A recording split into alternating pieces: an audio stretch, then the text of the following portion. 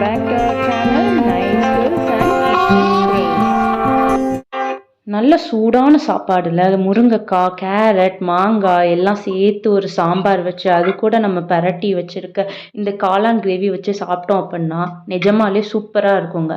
இந்த காளான் கிரேவி எப்படி பண்ணலான்னு பார்த்துடலாமா? அதுக்கு கடாய் வச்சுட்டு தேவையான அளவு எண்ணெய் சேர்த்துக்கிட்டு எண்ணெய் ஹீட் ஆனதுக்கப்புறமா 2 ஸ்பூன் அளவுக்கு ஜீரகம் சேர்த்துக்கலாம். ஜீரகம் நல்லா பொரிஞ்சதுக்கப்புறமா ஒரு பெரிய வெங்காயத்தை பொடி பொடியாக நறுக்கி வச்சுருக்கேன், அதையும் சேர்த்து நம்ம நல்லா வதக்கி எடுத்துக்கலாம். வெங்காயம் கண்ணாடி பதத்துக்கு வதங்கினதுக்கப்புறமா 200 கிராம் அளவுக்கு சின்ன வெங்காயத்தை கொரன்னு அரைச்சி வச்சுருக்கேன், அதையும் சேர்த்து நம்ம நல்லா வதக்கி விட்டுக்கலாம்.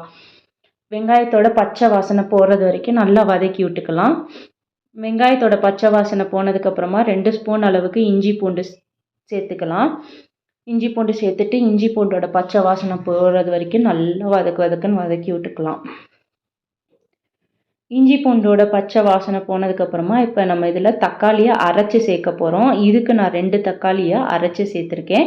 தக்காளி சேர்த்து நல்லா மிக்ஸ் பண்ணிக்கோங்க. இந்த ஸ்டேஜில் கலருக்காக நான் காஷ்மீரி மிளகாய் தூள் சேர்த்துருக்கேன். காஷ்மீரி மிளகாய் தூள் சேர்த்துட்டு நல்லா மிக்ஸ் கொடுத்துக்கோங்க. இந்த அளவுக்கு நல்லா கொதி வரணும். நம்ம ஊற்றின எண்ணெய்லாம் நல்லா பிரிஞ்சு வரணும். இந்த அளவுக்கு எண்ணெய்லாம் பிரிஞ்சு வந்ததுக்கப்புறமா இதில் நம்ம மசாலாஸ் ஆட் பண்ணிக்கலாம்.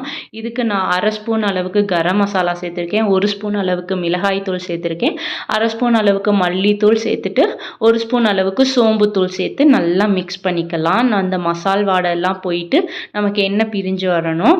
நல்லா மிக்ஸ் பண்ணதுக்கப்புறமா இதில் நம்ம மிளகுத்தூள் சேர்த்துக்கலாம். 2 ஸ்பூன் அளவுக்கு நான் மிளகுத்தூள் சேர்த்து நல்லா பெரட்டி விட்டுக்கலாம். பெரட்டி விட்டு எண்ணெய் பிரிஞ்சு வரட்டும். இப்போ இதில் நான் 2 பாக்ஸ் காளான் கட் பண்ணி கழுவி வச்சுருக்கேன், அதையும் சேர்த்து நம்ம இதில் போட்டு நல்லா பெரட்டிடலாம். இந்த கிரேவி செய்கிறதுக்கு நம்ம தண்ணி எதுவும் சேர்க்க வேண்டாம், ஏன்னா காளான்லேருந்தே தண்ணி பிரிஞ்சு வரும். இந்த அளவுக்கு பெரட்டினதுக்கப்புறமா நம்ம இதுக்கு தேவையான அளவு உப்பு சேர்த்துடலாம்.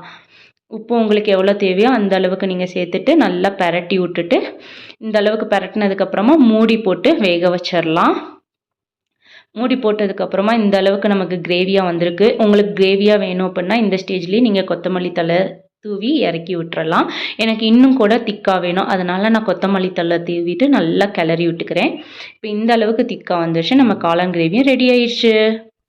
தேங்க்ஸ் ஃபார் வாட்சிங். இந்த வீடியோ உங்களுக்கு பிடிச்சிருந்துச்சுன்னா சப்ஸ்கிரைப் பண்ணிவிட்டு கூடவே இருக்கிற பெல் ஐக்கானையும் கிளிக் பண்ணி வச்சுக்கோங்க.